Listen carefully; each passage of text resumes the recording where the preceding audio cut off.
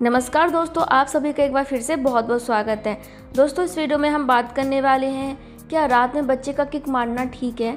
दोस्तों, नॉर्मली आपको प्रेगनेंसी के चौथे या फिर 5वें महीने से बच्चे का हलचल महसूस होने लग जाता है। तो अगर आपका बच्चा किक मारता है, यह इस बात का संकेत है कि आपका बच्चा बिल्कुल हेल्दी है, स्वस्थ है। बच्चे का किक मारने का कोई समय नहीं होता। बहुत सारी गर्भवती महिलाएं चिंता करती हैं कि पता नहीं उनका बच्चा किक ठीक से मारा है या नहीं, कितनी बार मारना चाहिए, और भी बहुत सारे सवाल उनके दिमाग में चलता रहता है।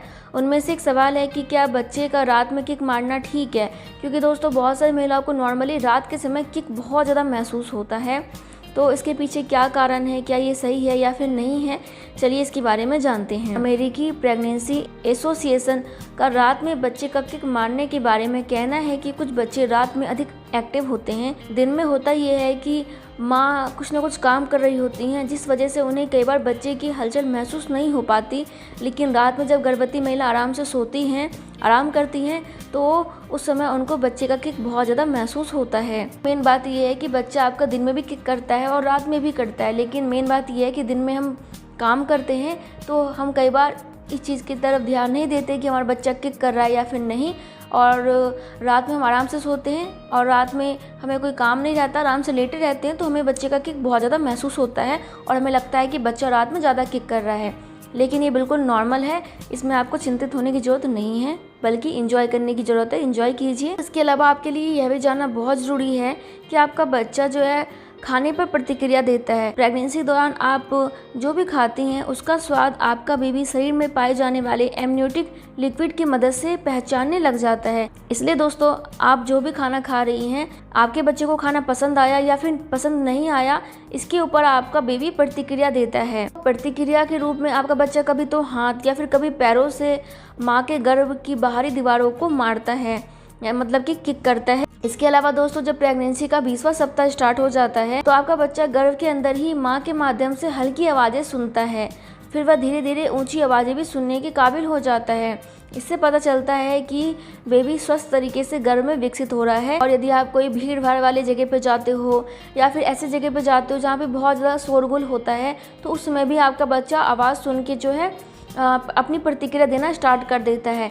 तो यह घबराने वाली बात नहीं है, अच्छी बात है कि आपका बच्चा किसी भी आवाज़ पे प्रतिक्रिया देने लग गया है। इसके अलावा जब आप करवट बदलती हैं तो उस समय भी आपकी बेबी की हलचल बढ़ सकती है। इसके अलावा ये भी माना जाता है कि यदि आप बाईं करवट होकर लेटती हैं तब आपका बेबी बहुत ज़्यादा हलचल करता है। ऐसा इसलिए होता है क्योंकि बाईं करवट लेटने से आपके शरीर में ब्लड सर्कुलेशन बढ़ जाता है, इसलिए आपका बेबी बहुत ज़्यादा हलचल करने लग जाता है। और यदि आपको लगता है कि आपका बेबी बहुत ज़्यादा हलचल कर रहा है, आपको थोड़ी परेशानी हो रही है, तो आप थोड़ी देर के लिए सीधा भी लेट जाइए और अपने पैरों के बीच तकिया भी लगा के सो सकती हैं। दोस्तों, आपको एक बात का और भी ध्यान रखना चाहिए। यदि आपकी प्रेगनेंसी का 28वां सप्ताह खत्म हो चुका है और उसके बाद आपका बच्चा यदि कम किक कर रहा है, तो यह अच्छा संकेत नहीं है। आपको उस समय डॉक्टर के पास जाना चाहिए।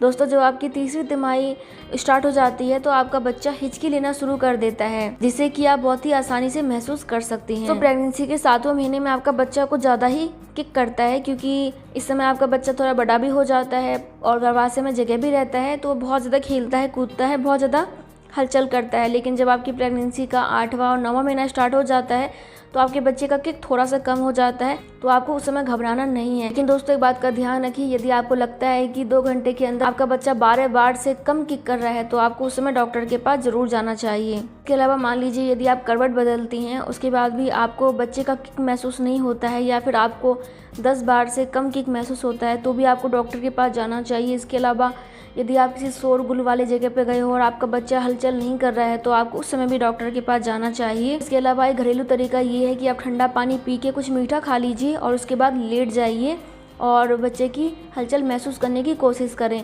क्योंकि माना जाता है कि बच्चा ठंडा पानी पीने के बाद और मीठा खाने के बाद हलचल करना स्टार्ट कर देते हैं। तो यदि आप मीठा खाती हैं, ठंडा पानी पीती हैं और उसके बाद लेटती हैं और आपको लगता है कि आपका बच्चा किक नहीं कर रहा है, तो आपको उस समय भी डॉक्टर के पास जाना चाहिए।